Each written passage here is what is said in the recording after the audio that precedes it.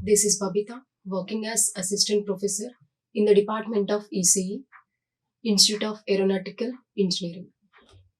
In today's session, I'm going to explain about MOSFET gain, input-output impedances of the MOSFET.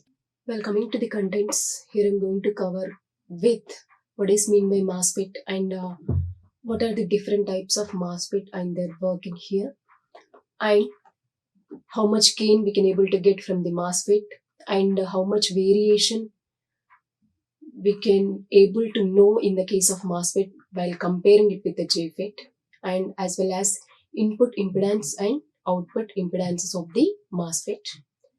And next, what is mean by channel length modulation in the case of MOSFET. So before going to these calculations as well as channel length effects, first of all we have to know the different types of MOSFET and their working here. Just I'll revise the MOSFET working and all, then we'll move with the parameter calculations. So further, I'm taking the MOSFET here. MOSFET is nothing but metal oxide semiconductor field effect transistor.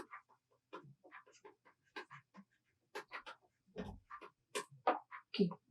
Why it is called as metal oxide semiconductor field effect transistor means if it is compared with the JFET, in the case of JFET we don't have any silicon dioxide layer in the construction of the FET, but in the case of MOSFET we will use the silicon dioxide layer between the gate and channel to make separation between the gate and substrate.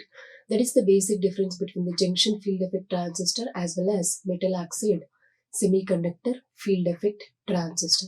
So this particular MOSFET we can also call it as IGFET, that is nothing but insulated gate field effect transistor. That is also due to the adding of silicon dioxide layer between the gate and substrate terminals of the MOSFET.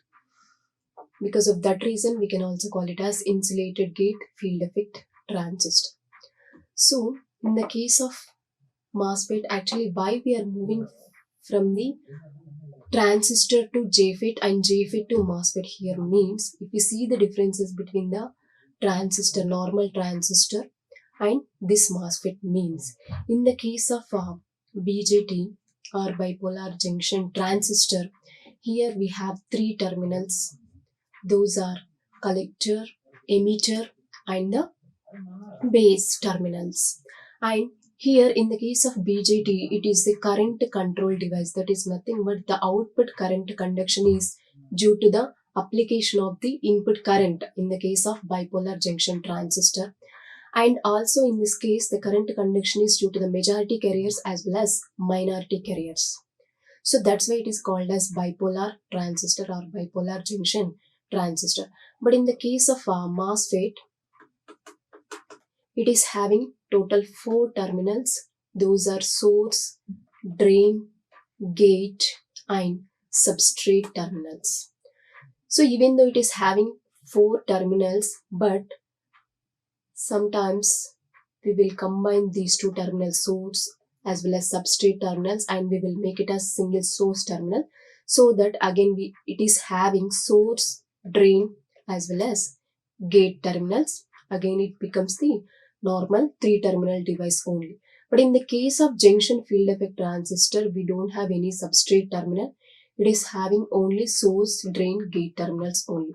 That is also one of the difference between the JFET and MOSFET.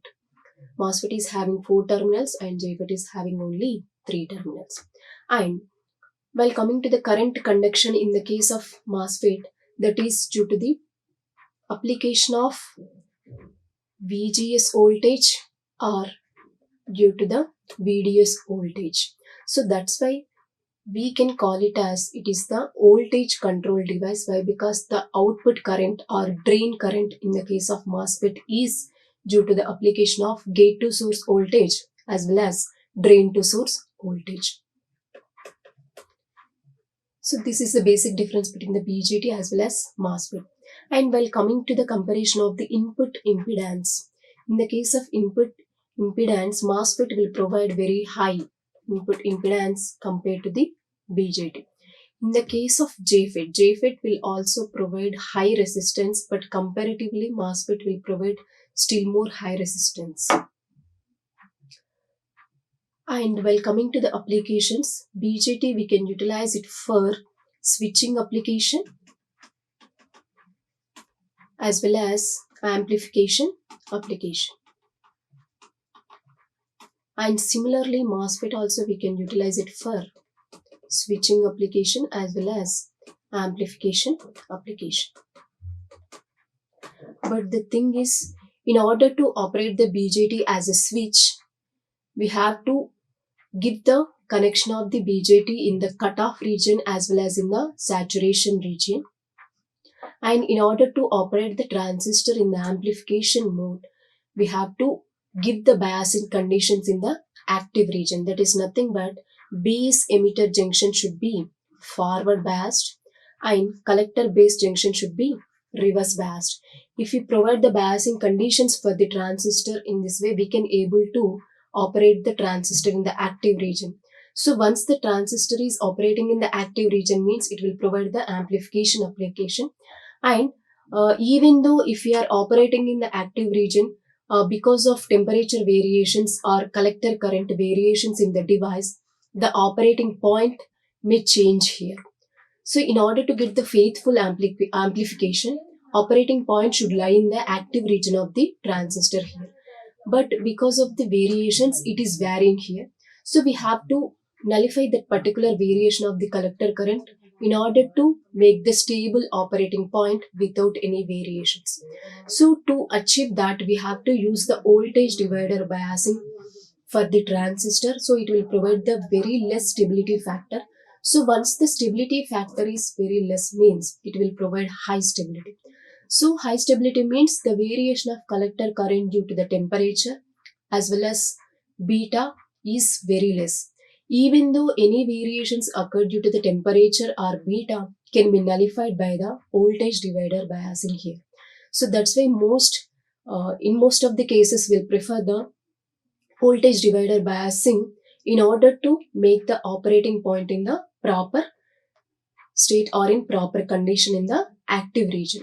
So once the operating point is lying in the active region means the signal will amplify without any distortion as well as without any clipping. That may be in the positive direction or in the negative direction. Suppose in case of, instead of operating the active region, if we are operating the transistor or operating point in the cutoff region or in the saturation region, some of the portion of the input waveform is clipped and that will be occurred at the output. So that is not required to us.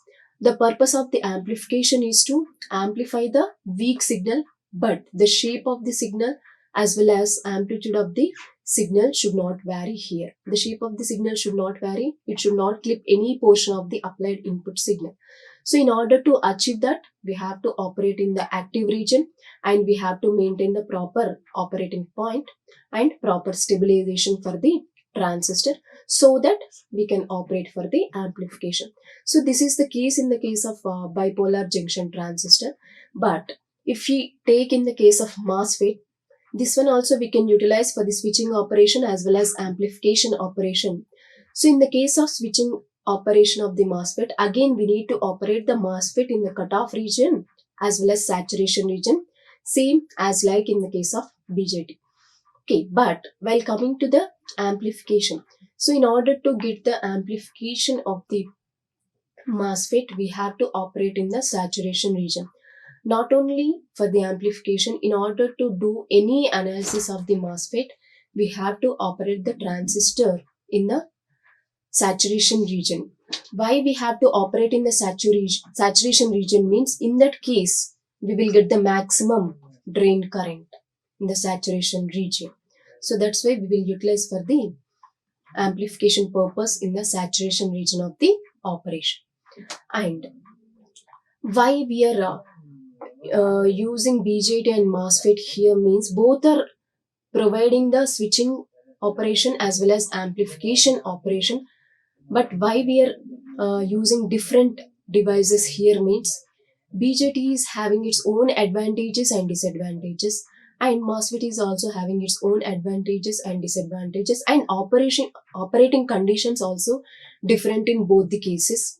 So that's why depends upon our requirement or our application, we can choose either BJT or MOSFET here.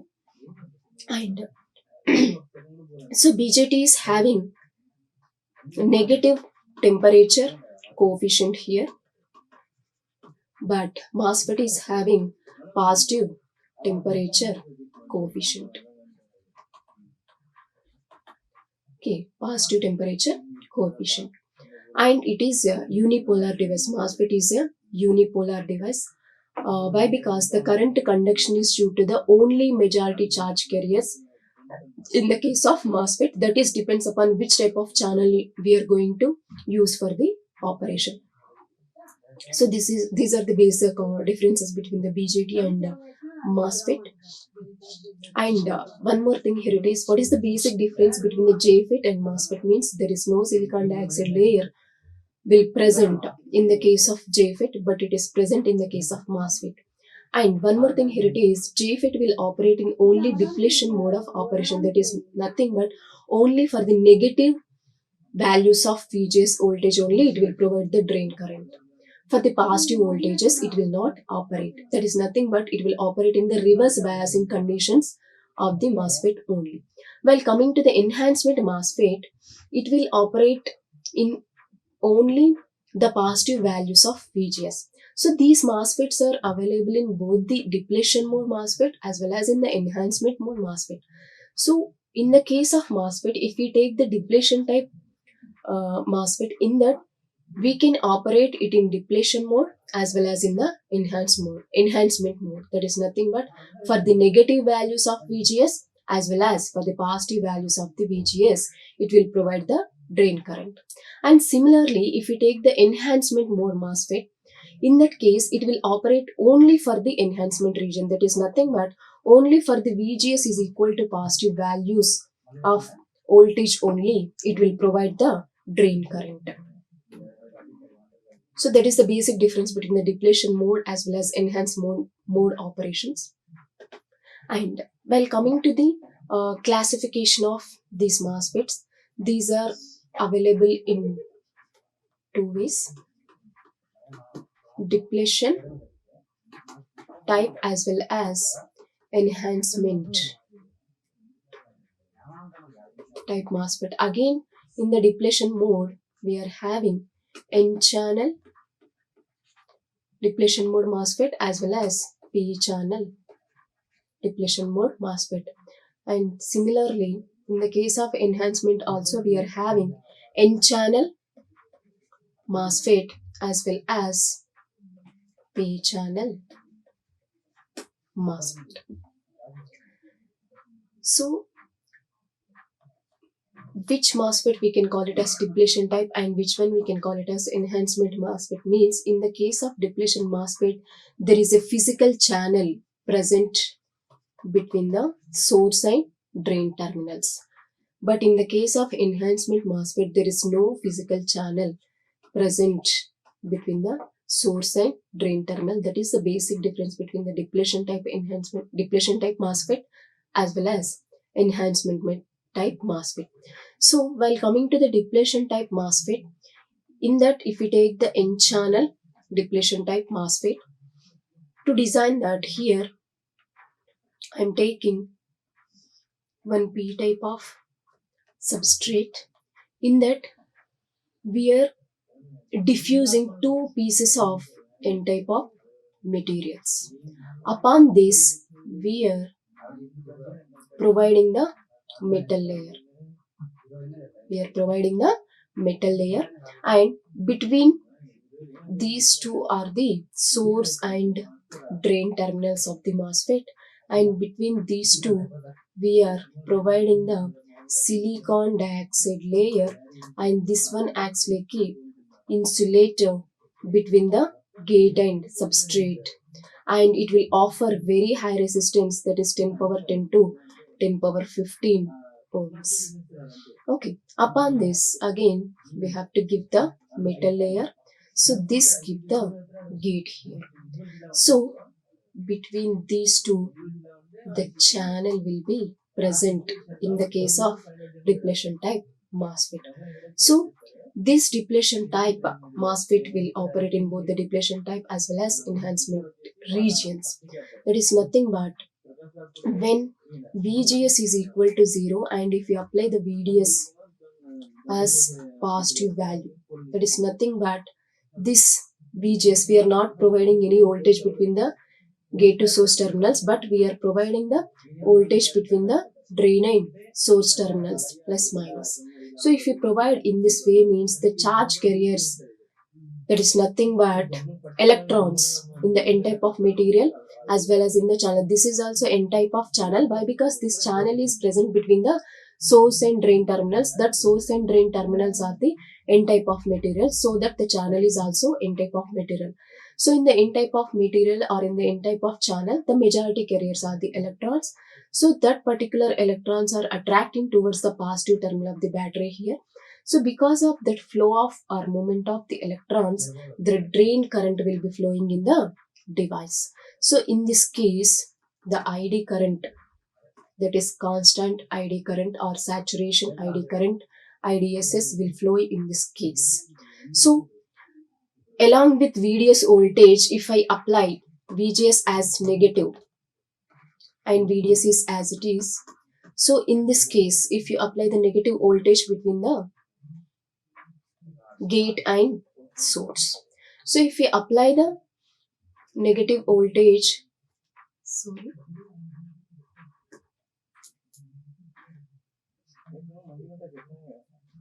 so if we apply the negative voltage to the gate and source, what will happen means the majority charge carriers, those are nothing but the holes in the P substrate, are attracting towards the channel here. Already in the channel we are having the electrons. So these majority charge carriers in the P type substrate, that holes are attracting towards the channel and they are recombining in the channel. So because of this recombination process, the number of charge carriers in the channel are reducing here. So once the number of charge carriers are reducing means automatically the drain current will also reduce here. So in this particular case, and if we apply VGS is equal to positive voltage, that is nothing but here it is minus, here it is plus. So if VGS is equal to positive means and VDS is also positive means, in that case what will happen means the minority charge carriers which are present in the p-type substrate, those are electrons, are also attracting towards the channel and they are combining in the electrons which are present already in the channel. So these electrons as well as the electrons which are present in the substrate are accumulated near the channel, so that more number of charge carriers are accumulated near the channel, so that the drain current will be increases because of the increment of number of charge carriers. So in this way we can say when you are providing the gate to source voltage as 0, you are getting the constant current in the case of depletion MOSFET, and if you provide the negative gate to source voltage, you will get the decrement in the drain current, and if you provide the positive voltage, increment in the drain current. So that's why the we can say this is the depletion region operation of the MOSFET and this is the enhancement region operation of the MOSFET. So that's why we are telling that the D MOSFET will operate in both the depletion MOSFET as well as in the enhancement type MOSFETs. And similarly, the same thing if we take in the enhancement type MOSFET. For that again, I am considering the P-type substrate here, P-type substrate, and we are diffusing the two N-type of materials. Upon this, we are adding two metals to indicate the source as well as drain terminals. Okay, and upon this we will add the silicon dioxide layer. and upon this we will add the metal layer that indicates the gate here. So if we observe here, we don't have any physical channel between the source and drain here. Because of the application of the voltage, you will get the channel here. So this particular enhancement mode MOSFET will operate for VGS is equal to positive values only. That is nothing but if you apply between source and drain the positive voltage, and also between source and drain is also the positive voltage. So in this particular case, what will happen means, because of application of the VDS voltage, the ID current will be flowing in the device, that may be in the depletion type as well as in the enhancement type. But here, because of this positive polarity of the battery, the electrons present in this p-type substrate are accumulated near the channel. So if you increase still the VGS voltage, the number of charge carriers are increased more near the gate terminal. So these charge carriers are formed like a channel here. So the charge carriers are acting like a channel here. So once the charge carriers are developed here, the electrons are developed here, means these particular electrons are now attracting towards the drain terminal or towards the positive terminal of the battery. And because of this movement, the drain current will be flowing in the device. But in this case, if you apply the VGS as negative voltage, means the charge carriers are going away from that negative charge, and there is no accumulation of charge carriers near the gate, so there is no flow of current. So that's why we cannot apply the negative voltages in the case of enhancement MOSFET in order to get the output current. Only it will operate for the positive values. So that's why it is called as enhancement type MOSFET. So enhancement MOSFET will operate in the enhancement mode only. So this is about both the enhancement as well as depletion type MOSFETs. And one more thing here it is, while coming to the characteristics, here we have drain characteristics as well as transfer characteristics in both the cases. So while coming to the drain characteristics, we will take VDS versus ID for different values of VGS. That is nothing but we will keep the VGS as some constant value, that is some 0 volts or -1, -2, -3. Those are negative values, or else +1, +2, +3. Those are positive values. So for all the values of VGS, but you have to maintain that value as constant. Then after maintaining the VGS as constant, then we have to vary the VDS voltage, then corresponding ID current we can expect in the case of drain characteristics. And similarly, in the case of transfer characteristics, we will take VGS versus ID. So here also same, depending upon the VGS voltage, the ID current will be varying here in both the depletion case as well as in the enhancement case. So in the depletion case, we will take both the negative as well as positive values. But in the enhancement type, only we will draw for only positive values of VGS voltage. So next we will see how the channel is creating in the case of enhancement MOSFET. So the total operation of the MOSFET is depending upon the applied VGS voltage here. The applied VGS voltage should be greater than the threshold voltage of the device here. What is meant by threshold voltage here? The threshold voltage is nothing but the cutoff voltage of that particular device. That is nothing but at what particular point of voltage onwards, the increment of current in the device, that particular voltage we can call it as threshold voltage. So in order to activate or operate our device, the applied voltage should be greater than this threshold voltage. Then only the channel will be created, the current will be flowing in the device. But first case we are taking here it as if VGS is less than the threshold voltage. In that case, MOSFET or transistor will operate in the off state or in the cutoff state. So in that case, there is no flow of drain current in the device. And we can say both the source and drain terminals are separated. Why? Because there is no interconnection between the two terminals and there is no flow of current between the two terminals.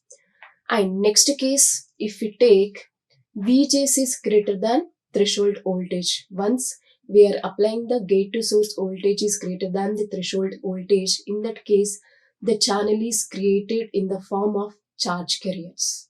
And in that particular situation, along with VGS voltage, if you apply the VDS is also positive voltage that is greater than 0, then the drain current will be flowing in the device. Till VGS is less than VTH, we don't get any current. If the applied VGS voltage is greater than the threshold voltage only, we can expect the drain current here. But when the channel will be very strong, means whenever we can able to create more number of charge carriers, in that case we can say the channel is stronger. That is nothing but if you increase more VGS voltage, we can able to accumulate more number of charge carriers across the channel so that the channel is stronger here. So here the effective voltage or threshold voltage is also called as overdrive voltage. That is the difference between the VGS minus VTH. So this is the creation of the channel in the case of enhancement MOSFET. Why? Because physically there is no channel present in the source and drain terminals. And this MOSFET will operate in three regions here. One is triode region or ohmic region,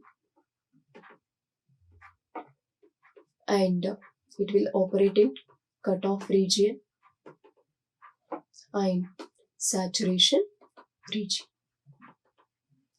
So in that, if we take the triode region or ohmic region, so when the device will enter into the triode region means once the difference of VGS minus VTH is greater than the drain to source voltage, then only the transistor will enter into the ohmic region.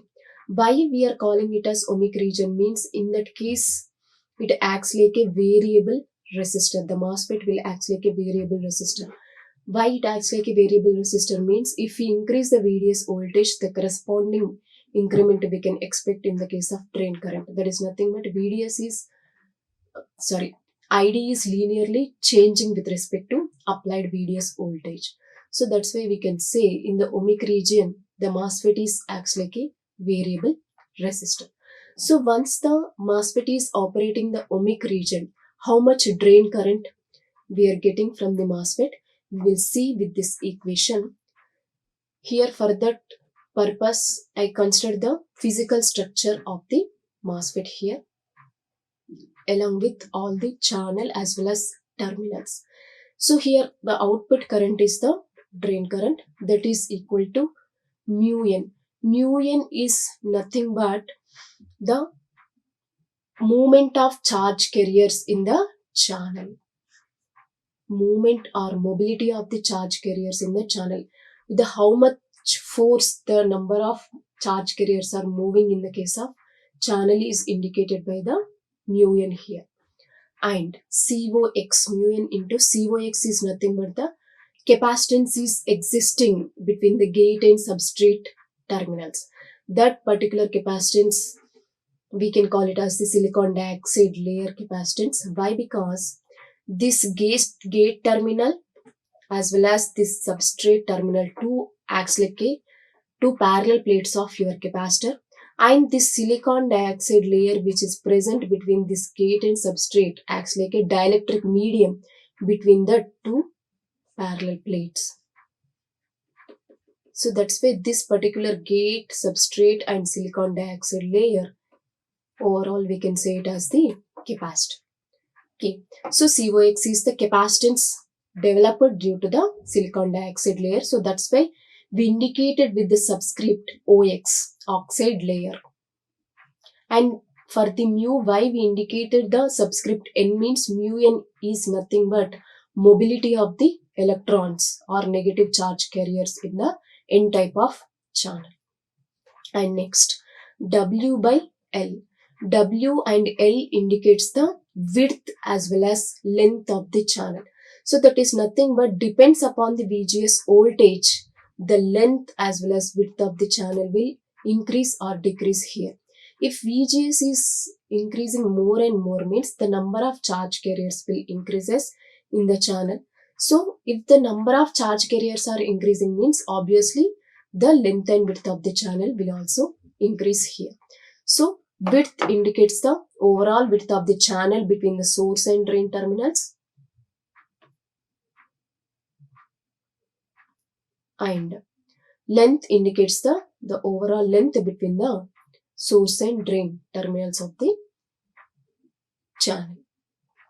And next, this difference voltage VTH is nothing but gate to source voltage. How we can find this gate to source voltage here means if you know the voltage drop across the gate terminal as well as if you know the voltage drop across the source terminal, then if you take the difference of these two terminals voltages, this will give the overall voltage drop across the gate to source voltage.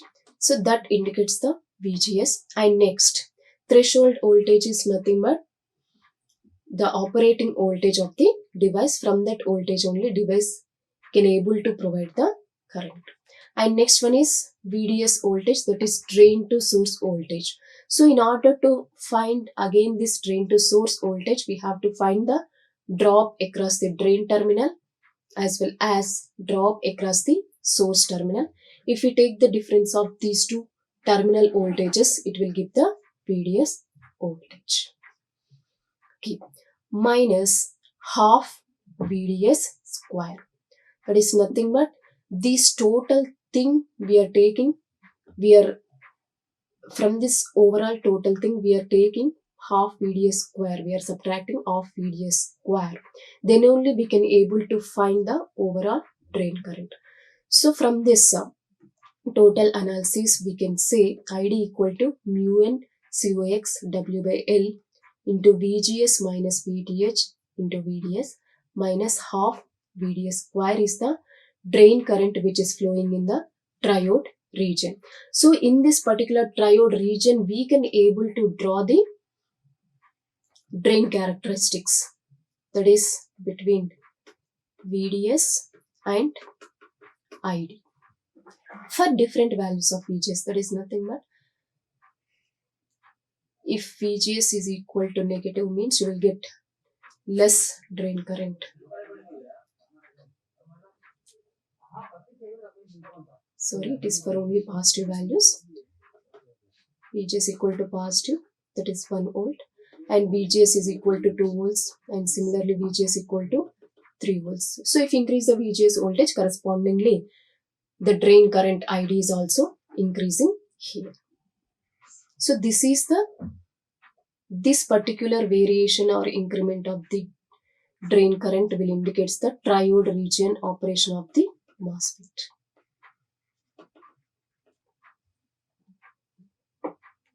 And next one is how MOSFET acts like a variable resistor.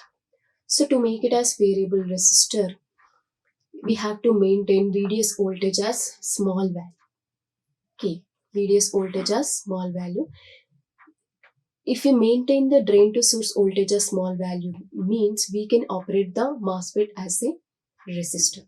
That is nothing but that's why I am representing the total MOSFET with the variable resistor here.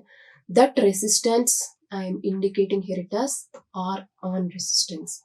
So for very small VDS, the current equation we can approximate here it as. So VDS is very small means in this triode region current equation, we can neglect this particular term. So if we neglect this particular term, we can approximate the drain current as mu n COX W by L into VGS minus VTH into VDS. So from this equation, we can write the resistance, that is the ratio of voltage to current, in this case VDS by ID, that is 1 by this total term, 1 by mu n COX W by L VGS minus VTH is the impedance or resistance of the MOSFET. So in the saturation region, in the case of saturation region, the channel length will vary if you vary the VDS voltage. So the channel will be pinched off here if you increase the VDS voltage. How much VDS voltage if you are increasing, the channel length will be pinched off till that region. So in this case, even though the channel is reducing, the current will be increases. Why? Because the current is depends upon the width and length of the channel. That particular width and length of the channel is depends upon the resistance of the channel. So once the resistance is reducing means the corresponding current will be increases in the device. So in this case, the current is the maximum. That value is 1 by 2 mu n COX W by L into VGS minus VTH whole square. So these are the curves for positive values of VGS. And next concept is about channel length modulation. So because of the channel length modulation, how the current is varying in the device, we'll see. So for that, I'm considering in the saturation region, what is the current expression? That is this much. So in the saturation region, once the MOSFET is changing from triode region to saturation region, this channel length modulation effect will occur here. So this is the normal MOSFET structure I'm considering here. In this particular case, if the VGS is high, the VGS is high means the channel is existing between the source and drain terminals. So in this particular region, if the gate to drain voltage is not high, in that case the channel length is reducing here. So that reduction of the channel we are indicating with the pinched off or pinch off region of the channel. So once the channel length is reducing means there is a variation in the drain current. Why the channel length is reducing here? If you increase the VDS voltage, more number of charge carriers are attracting towards the positive terminal of the battery. So the number of charge carriers are vacating in the channel. So the number of charge carriers are vacating from the channel means the length of the channel is reducing here. So now we have to replace our current equation with this new modified length of the channel. So that is nothing but ID equal to half mu n COX W L minus del L we are taking here. That is nothing but L dash. L dash is nothing but the new length of the channel. L is nothing but the channel in the saturation region. And del L is nothing but the variation of the channel if you increase the VDS voltage. So if you take the difference between the actual length of the channel as well as variation in the length of the channel, that will give the overall new length of the channel. So in the current equation, I replaced L dash with the L minus del L. So if we replace in that way, the new equation after taking L common from this, if we take L common from this, we can approximate here it as half mu n COX W by L VGS minus VTH whole square. This extra term is added, that is 1 plus del L by L. So here this particular del L by L, we can write it as lambda. So this lambda is nothing but the channel length modulation parameter. So because of this increment in the VDS voltage, the length of the channel is varying here. Because of that length of the channel variation, the IDS current is also varying here. So that's why that variation we are representing with the del L by L with the lambda parameter. So this del L by L I am replacing with the lambda in this particular equation. So we will get it as 1 by 2 mu n COX W by L into VGS minus VTH square into 1 plus lambda into VDS, where lambda is nothing but del L by L. And We can also write it as, actually lambda is nothing but del L by L, and again lambda we can write in terms of VA, that is early voltage, that is equal to 1 by lambda. So I'm replacing 1 by lambda value with the VA here. That is nothing but our overall approximated expression is 1 by 2 mu n COX W by L VGS minus VTH whole square into 1 plus VDS by V. So this is the early voltage or early effect we can say. So because of this channel length modulation effect, there is a variation in the analysis of the MOSFET also.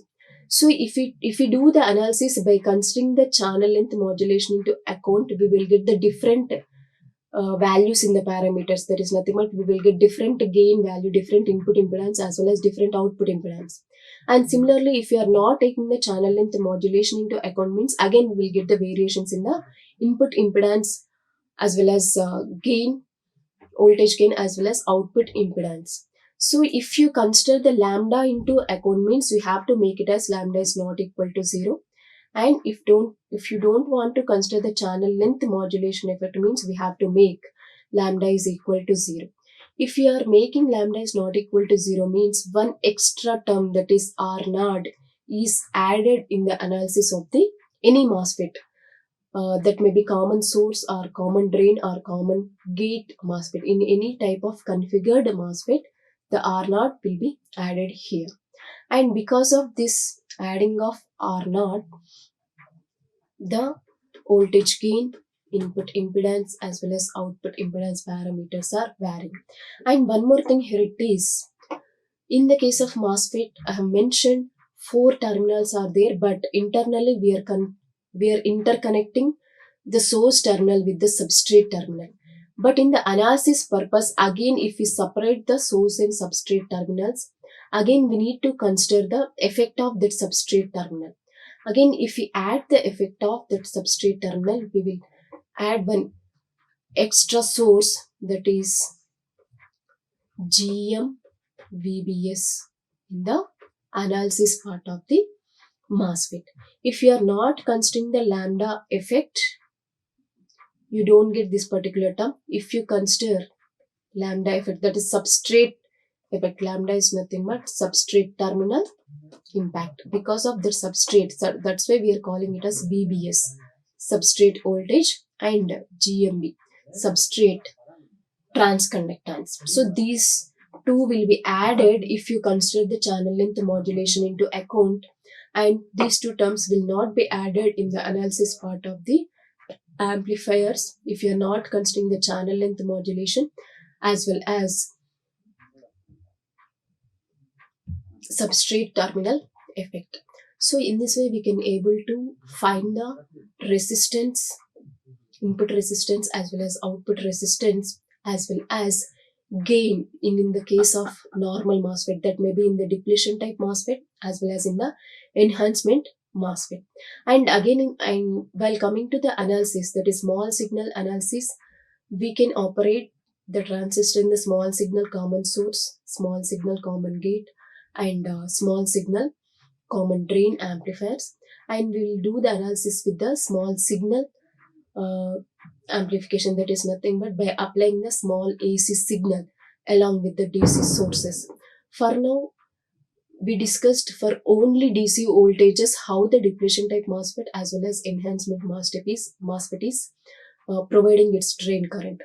In all this process, in all these operations, we don't use any AC signal. If we observe, we don't use any AC source. We applied only the biasing voltages. Those are in DC terms. So if you apply different biasing voltages, VDS as well as VGS voltages, how the ID current is varied in the case of depletion type as well as in the case of enhancement MOSFET, we have discussed it till now. And one more important thing here, it is depletion type MOSFET will operate for all VGS values 0, negative and positive values. And the enhancement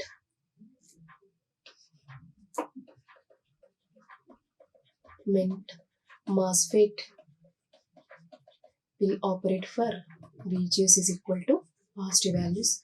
This is the very important thing from this session. Thank you. Like, share and subscribe. Hit the bell icon for more updates.